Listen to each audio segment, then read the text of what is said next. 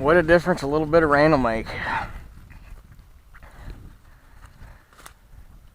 Doing another crop update here. I was hoping to get done spraying today, and it would have been a perfect day for it too, because there ain't hardly a breeze, but had a little bit of an incident yesterday, and it prevented me from getting it done today, and I'll explain that here in a minute. But it has been a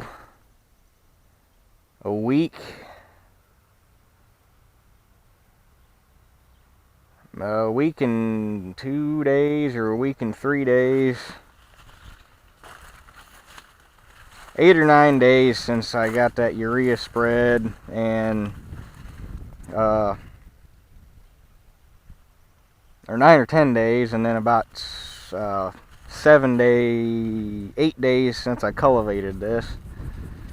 And when I cultivated it, the corn was so short I had to be careful, otherwise I was throwing dirt hard enough I'd push the corn over. And now it's over knee high. The flag leaf is almost up to my belt by now. And this, as shitty as this field looks, it looks pretty darn awesome right now. I mean, it still looks like shit compared to what I want it to look like, but it compared to what it was 2 weeks ago, this is awesome. I don't feel quite so bad about it anymore. There might actually be some corn out here.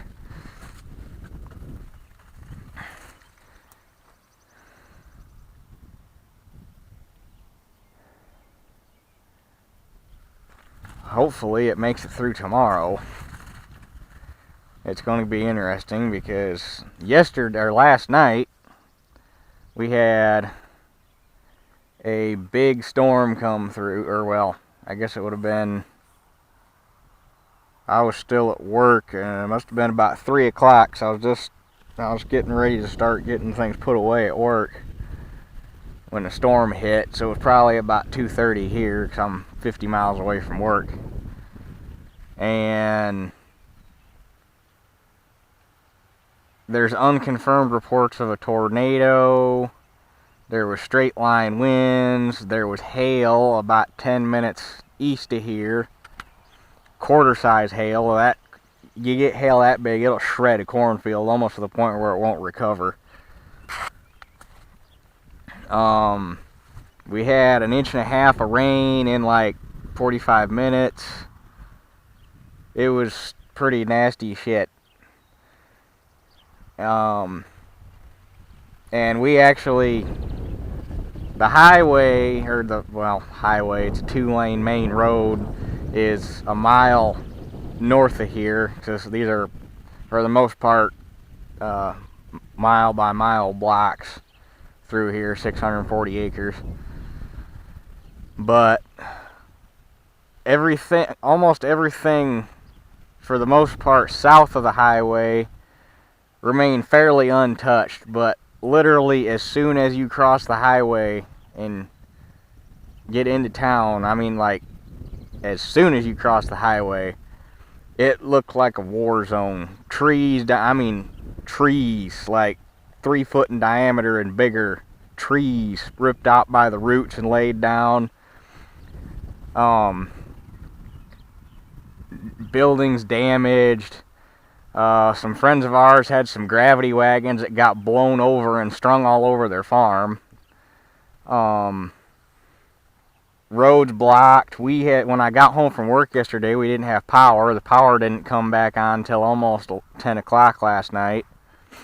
Power's still out in Niles, which is 2 towns over.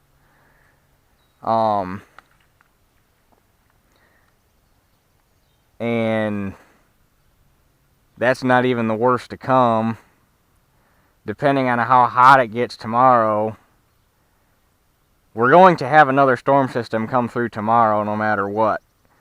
The severity is going to depend on how hot it gets, but right now they are talking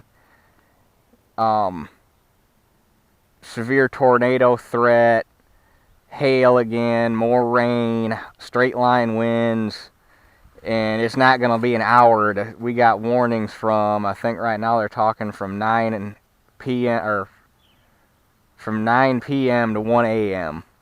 tomorrow night. So, man, if that comes through, it could flatten this shit. Which is a shame because it's just starting to look halfway decent. So, we'll go over here and take a look at the beans real quick. I would show other fields, but this is convenient because it's right behind the house and it's actually a fairly decent representative sample. You get in here where the corn came up a little later, it's a little thin, or it's still a little short, but it's not letting any grass grow. It's catching up fast. Really fast. And something I kind of want to point out a little bit, and after this pounding rain we had last night, it's not as evident. But this is one of the cool things about cultivating. If I can get a piece. Come on.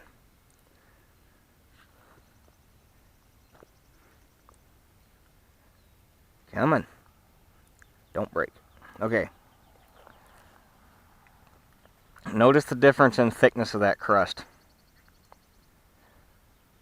That came out of the row, and that is, I'd say, at least a 1/4 inch, if not more, thicker than what's in the row. And actually, if I go dig where the corn's a little thicker, that crust will be even thinner.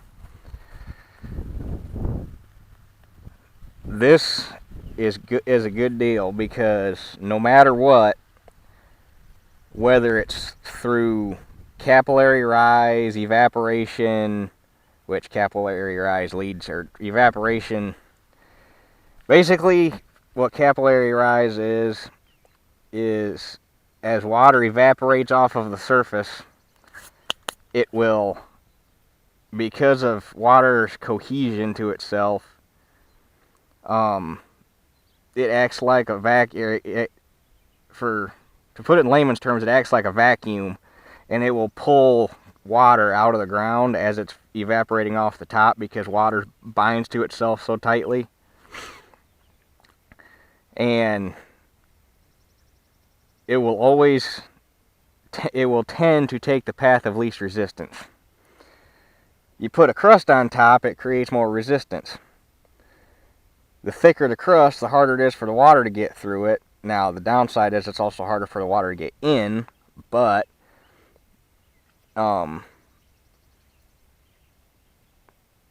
the cultivator also creates a little bit of a swale in the center of the row, so it traps the water and gives it a little bit more time to soak in. Like right here, you can see a trench, and then a high spot where the row is. And then same thing here, trench, high spot in the row, trench, high spot in the row. And so the water will get trapped here and soaked in, but since the crust is thicker in the center of the row, water will have a harder time coming out, and the crust is thinner in the row, which will tend to make the water go into the row before it comes out of the ground, which is good, or which is obviously good for whatever's growing, because it'll actually draw the water towards the plant. And that you can kind of see it here. It's dry in between the rows, wet in the row, dry in between the rows, wet in the row, dry in between the rows, wet in the row. And you can see that all the way through the field, which is one of the reasons everybody knocks it, but I think there are several benefits to cultivating. It reduces your disease pressure, it aerates the soil, helps get oxygen down to the roots. It does this. I don't know, it could just be all some hocus pocus, but to me it makes the corn, there's something about cultivating that makes the corn look better. Granted, this field looks like shit to begin with, so it still looks kind of like shit, but it looks better than it did. And the other thing is, when we got that rain, the corn got down and got a hold of that urea almost instantly, and it grew. I should have came out and measured it the day before we got the first rain and the day after we got rain, because we got, oh, what day last week was it? I can't remember what day last week it was, but we got rain early in the week last week, and then we got more rain tonight. Well, right after we got that first rain, it instantly changed color and got darker, which means it took up the started taking up nitrogen. And I bet that stuff shot up at least 4 inches overnight, if not more. I mean, it was like,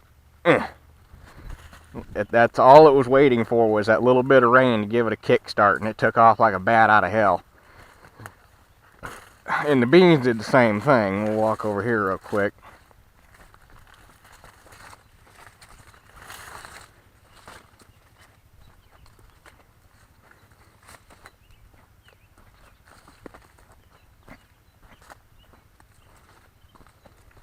Then you got my spot I couldn't plant through.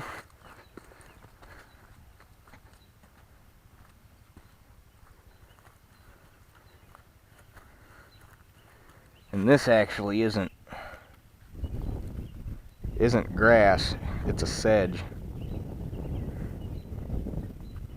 But it's never actually gotten big enough for me to be able to positively identify it. I don't think it's yellow nut sedge because it's not quite triangular enough, but it's not a grass.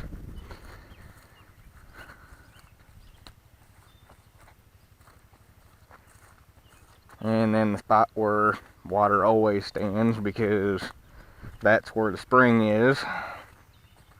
And then corn.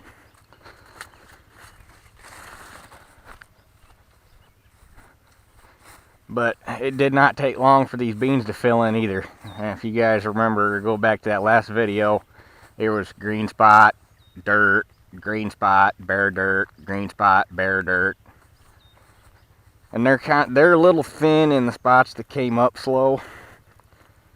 But just judging by the way they look right now and the size of the leaves and the way they're starting to branch, these are going to be some bushy beans. So that should make up for any, and it's really easy to tell which spots came up first and which spots came up last, because the beans are, almost a foot tall. And over there, I bet they're only about 6 inches or so.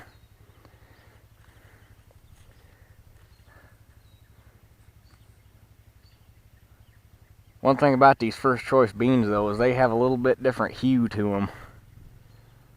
And it also doesn't help that they're thin in some spots, so the contrasting off the brown makes them look funny. But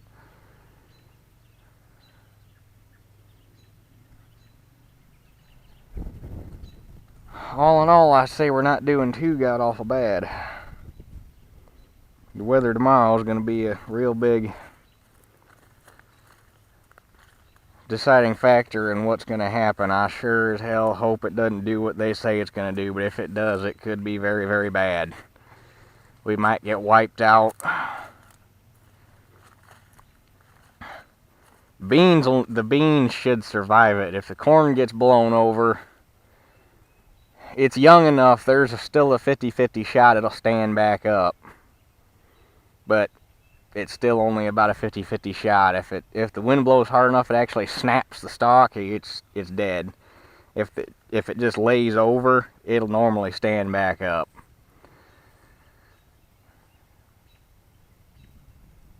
So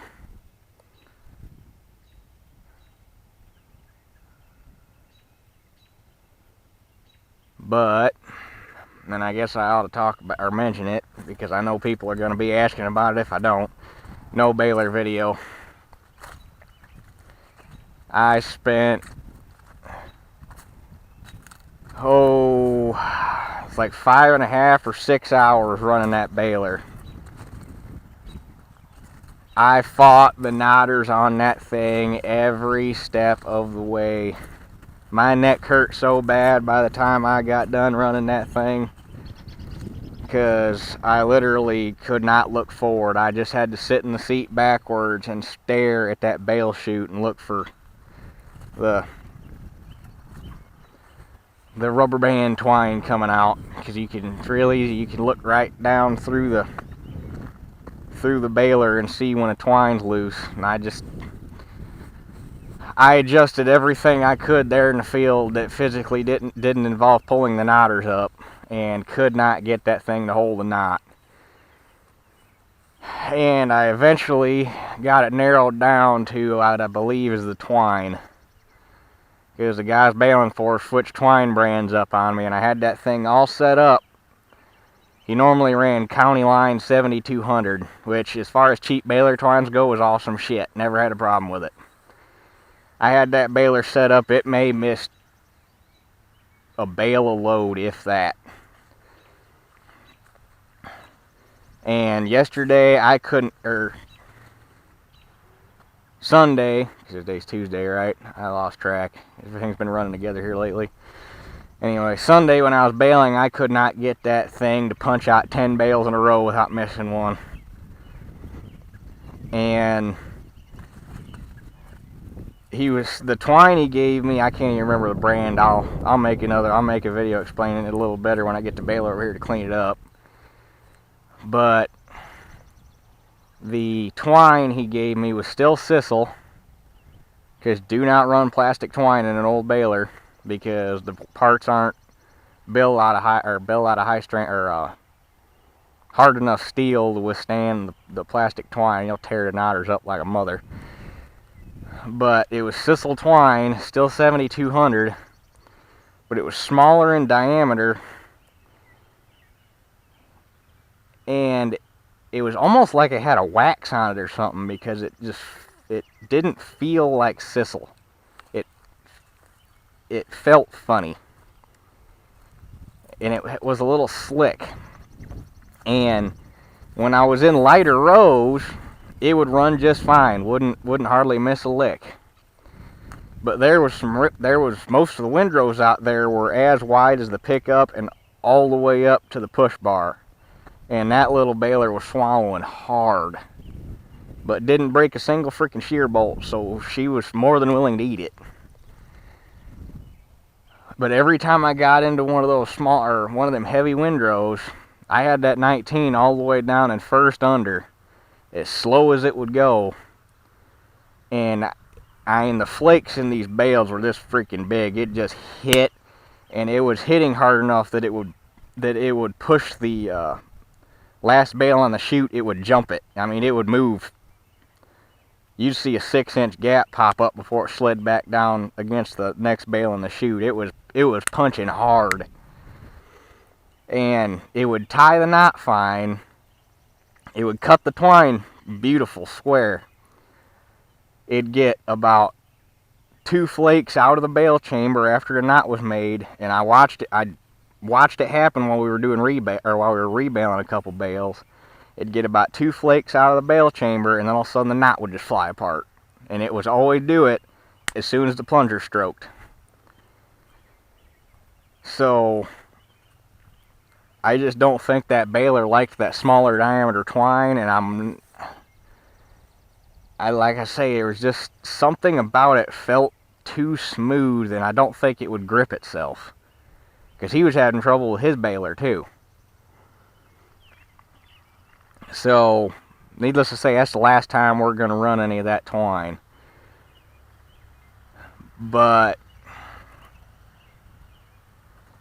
after the first wagon, I was so freaking mad at that thing. I could have chewed nails and spit horseshoes, and it was pushing 100 degrees outside, and we were bailing down in a hole, so there wasn't a lick of a breeze in sight. And I was on and off that tractor more times than I can count, and I was hot, and I was tired, and I was pissed, and it was not an ideal situation for taking any video, so I didn't get any. And I cannot describe to you guys how much I hate hay, which is why you will most likely never ever see me put any in.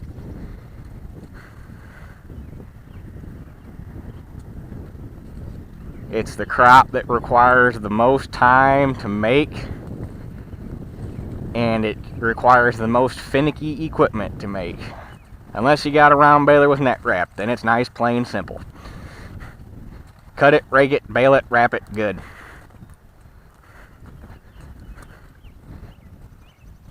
But yeah, I'll make, when I get the baler over here later this week. Holy shit, that's compaction right there.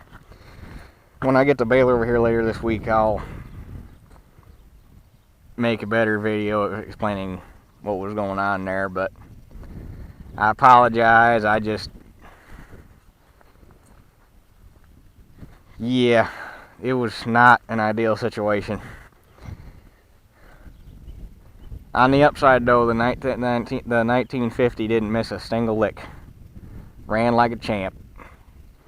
Blow by subsided. It's just a little bit of a wisp coming out of the crankcase breather now. Didn't overheat, didn't belch any coolant. It smoked less. We got her licked. And that was a good way to break it in, just take it nice and easy on it. So,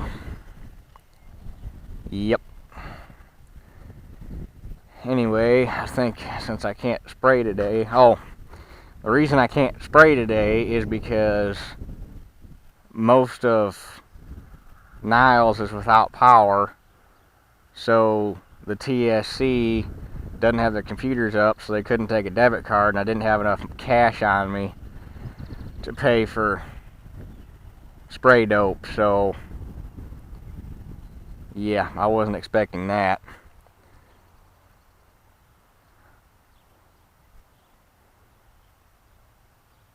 So that's why I can't spray, which ticked me off a little bit.